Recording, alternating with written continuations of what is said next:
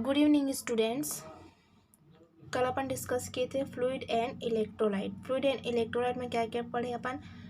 Magnesium, phosphorus, potassium, sodium and calcium, ये सब का क्या पढ़े? नॉर्मल वैल्यू पढ़े। हमारे ब्लड का पीएच का नॉर्मल वैल्यू कितना होता है ये पढ़े। बाइकार्बोनेट का क्या होता है और कार्बन डाइऑक्साइड का कितना होता है, ठीक है। उसके बाद क्या पढ़े अपन? Total fluid loss per day हमारे बॉडी से टोटल फ्लूइड लॉस कितना होता है और कौन कौन सी फॉर्म में कहाँ कहाँ सी होता है। जैसे कि अपन बोले यूरिन के फॉर्म में किडनी से, ठीक है, स्वेटिंग के फॉर्म में स्किन से, ठीक है। जब अपन ऑक्सीजन क्या करते हैं, लेते हैं, कार्बन डाइऑक्साइड छोड़ते हैं, तो उसमें कौन सा कहाँ से होता है? लंग से होता है रेस्पिरेशन के फॉर्म में। और कौन सा होता है? जीआई से होता है। जब स्टूल पास आउट करते हैं तो वहाँ जीआई से होता है। उसके बाद क्या पढ़े थे अपन? सॉल्यूट क्या होता है, सॉल्वेंट क्या होता है, सॉल्यूशन क्या होता है, ये पढ़े थे। ऑस्मोटिक प्रेशर क्या होता है, कुछ फ्लूइड के बारे में डिस्कस किए थे। आइसोटोनिक फ्लूइड क्या होता है, हाइपोटोनिक, हाइपरटोनिक क्या होता है, ठीक है। तो आज अपन स्टार्ट करते हैं फ्लूइड के बारे में। उसके बाद उस फ्लूइड से डिहाइड्रेशन होता है तो क्या क्या सिम्टम्स देखने को मिलता है और क्या क्या उसका हम ट्रीटमेंट कर सकते हैं, ये सारी चीज़ें हम अपन आगे पढ़ते हैं।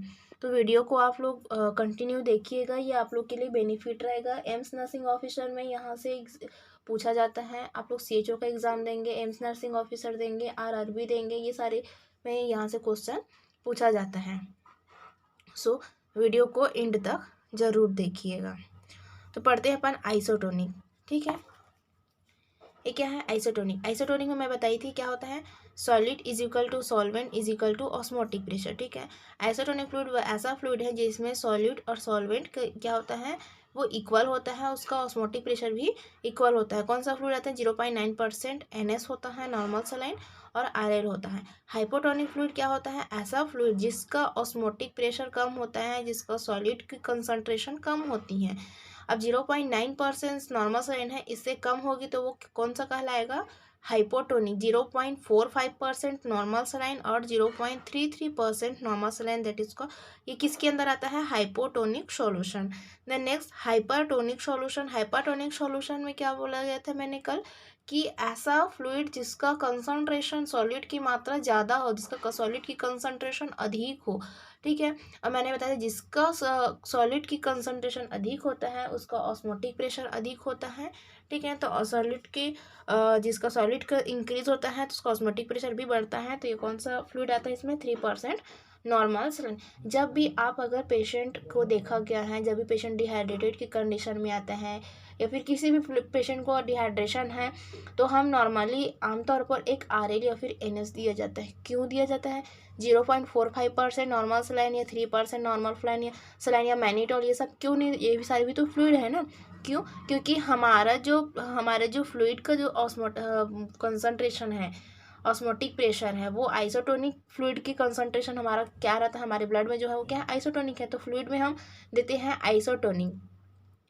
अगर हम आइसोटोनिक के जगह अगर हाइपरटोनिक दे देते हैं, किसी भी मरीज को हम अगर हाइपरटोनिक सॉल्यूशन दे देते हैं 3% नॉर्मल सलाइन, अगर फास्टली अगर हम एडमिनिस्ट्रेशन कर देते हैं, उस कंडीशन में क्या देखने को मिलते हैं? मैंने क्या बोला है? जिसका कंसंट्रेशन ज़्यादा होता है उसका ऑस्मोटिक प्रेशर ज़्यादा होता है, और ऑस्मोटिक प्रेशर क्या करते हैं? ऑस्मोटिक प्रेशर क्या होता है? वह सॉल्वेंट को अपनी ओर खींच लेते हैं। जिसका ऑस्मोटिक प्रेशर ज़्यादा होता है वो सॉल्वेंट को अपनी ओर खींच लेता है। अगर हम फास्टली एडमिनिस्ट्रेशन कर देते हैं हाइपरटोनिक सॉल्यूशन का, तो उस कंडीशन में हमको क्या देखने को मिलता है? वहाँ पे और रिस्की आने लगता है, क्योंकि ऑस्मोटिक प्रेशर ज़्यादा रहती है और क्या कर लेगा? वो अपनी ओर खींच लेगा, ठीक है। तो हम इसका मैनेजमेंट आगे देखते हैं। Solid isotonic dehydration. अब आगे क्या पढ़ते हैं? Isotonic dehydration, hypotonic dehydration, hypertonic dehydration, ठीक है। अब ये सब आगे पढ़ेंगे, फिर उसके मैनेजमेंट क्या करेंगे, ये सब चीज़ आगे देखते हैं।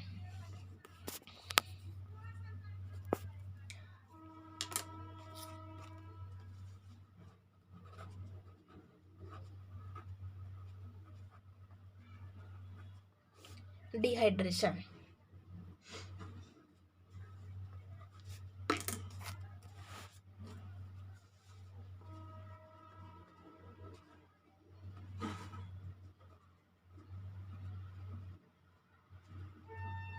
Isotonic dehydration,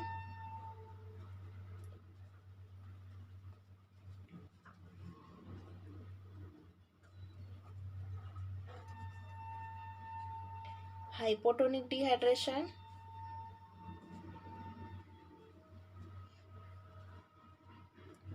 hypertonic dehydration. ठीक है, ये सब हम ध्यान से पढ़ेंगे। सबसे पहले पढ़ते हैं अपन आइसोटोनिक डिहाइड्रेशन।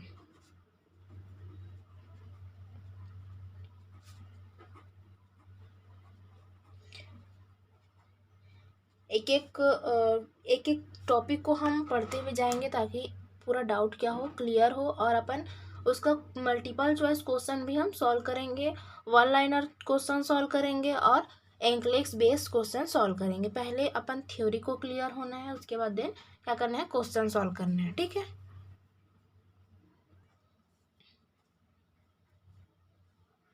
ठीक है। तो आइसोटोनिक डिहाइड्रेशन, कौन कौन सा कंडीशन में आइसोटोनिक डिहाइड्रेशन होता है? ऐसा डिहाइड्रेशन जिसमें सॉल्यूट सॉल्वेंट का क्या होता है, फ्लूइड का लॉस होता है। कौन कौन से कंडीशन में होता है?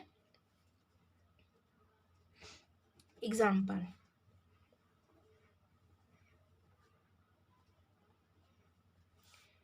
डायरिया,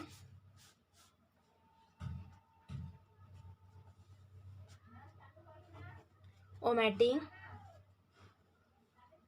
डायाफोरोसिस। ठीक है, ये क्या है, आइसोटोनिक डिहाइड्रेशन।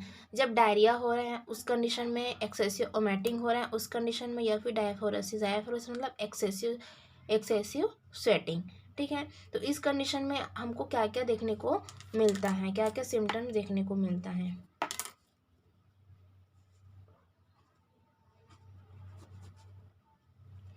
ठीक है, अब हार्ट से क्या क्या सिम्टम्स देखने को मिलेगा?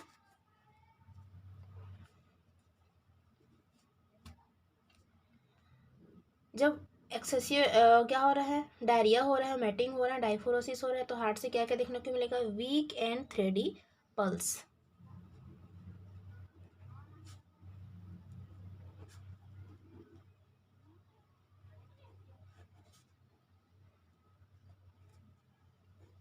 Weak and thready pulse. दूसरा, हाइपोटेंशन देखने को मिलेगा, हाइपोटेंशन, यस और नो? तीसरा, फ्लैट जुगुलर।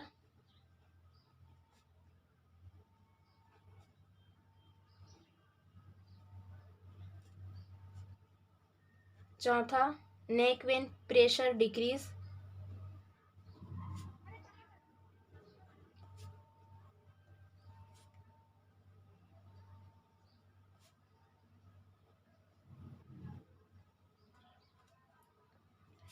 पांचवा,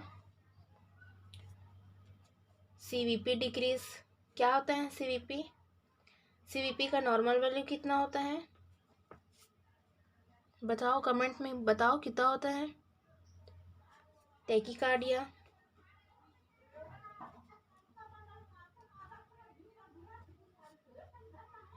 सीवीपी को मेजर किससे करते हैं, कौन सा मीटर होता है? उसका नाम है मैनोमीटर। ठीक है, ये क्या है अपन?